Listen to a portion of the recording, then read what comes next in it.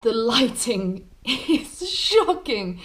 It's so bright outside. Le ghost. There's someone with a chainsaw outside. Nope, just a really bad motorbike.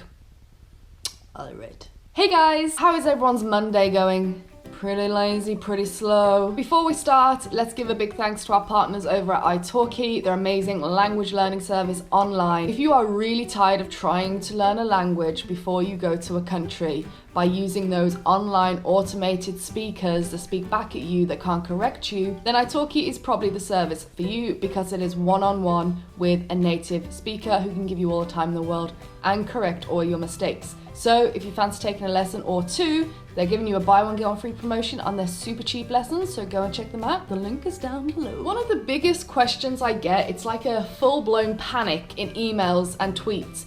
How long shall I book my accommodation for? And I completely get the whole fear of being very terrified of being homeless. There's a fly, I'm not mad. And I always actually really struggle in giving an answer to this, but I thought if I put myself on the spot, turn the camera on and say, Ali, answer this question, maybe I will. Or maybe I'll ramble for 10 minutes. Okay, so when you are going on, say, a round the world trip, or you're going to Australia, and you're going to be going for like a year, or like 6 months, or something crazy, something you can't book all your accommodation up front, here's what I'm going to tell you to do. 1. When you know the date you're arriving in your first destination, for example, if you have your flight booked to Sydney, then book a few, as in 3 or 4 days in a hostel. Be very smart, you've already done your research. You know that Sydney is a massive city with lots and lots and lots to do. So don't just book one night when you know you'll probably stay 3 or 4. Now this will lead on to the other scary part then. What if I want to stay longer? Then stay longer. Unless that hostel is rammed full, which only happens during really high peak season, over Christmas and New Year, sports events, things like that, then you just go down to the desk, especially in Australia, and say, can I extend for a few more nights? Or can I extend for another week? How do you think I lived in Australia?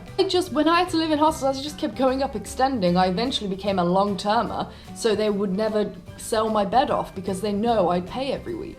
Okay, so you've got your first few days booked and then you want to go somewhere else. So say you're in Sydney and you have a plan to go up to Brisbane and maybe find some work there or just travel there. I mean, you can use this example for anywhere in the world, but say you're going to go to Brisbane next. As soon as you know when you're going, book a few days in a hostel. A lot of the times you can just rock up to a city and walk into a hostel. Or get there, get some free Wi-Fi and look online at the nearest hostel and just go up to the front desk.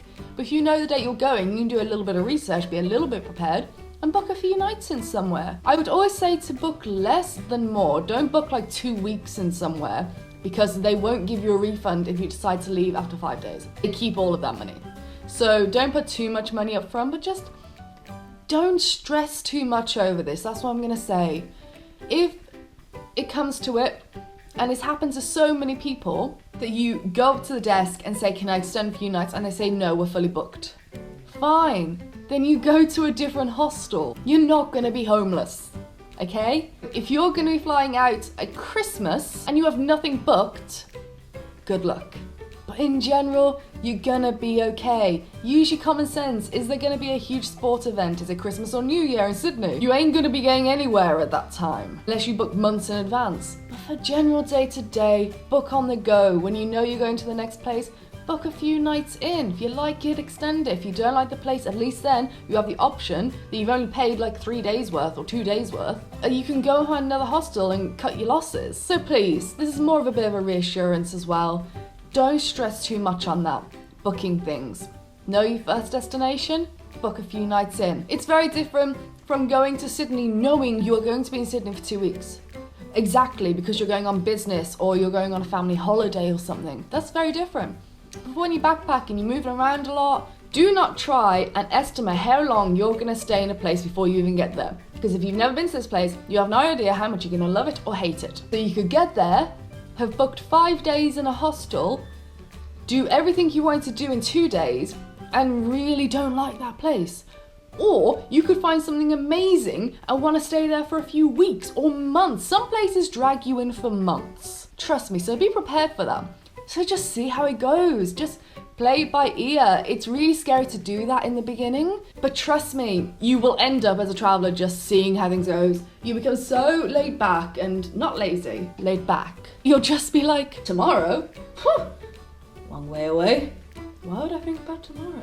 It's super scary to think of doing that, but you'll get used to it and you'll find it exciting. So just see where the road takes you. Don't plan too much. Have ideas.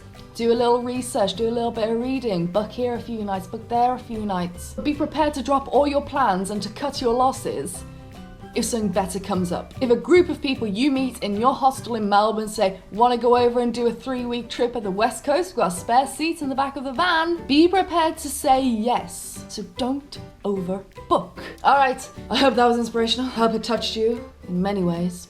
I don't need to know about all of the ways that it touched you. So like this video if this was relatable, and also let me know in a comment, did you find this when you first started traveling alone, that you were very worried, and then kind of give each other reassurance that it's gonna be okay.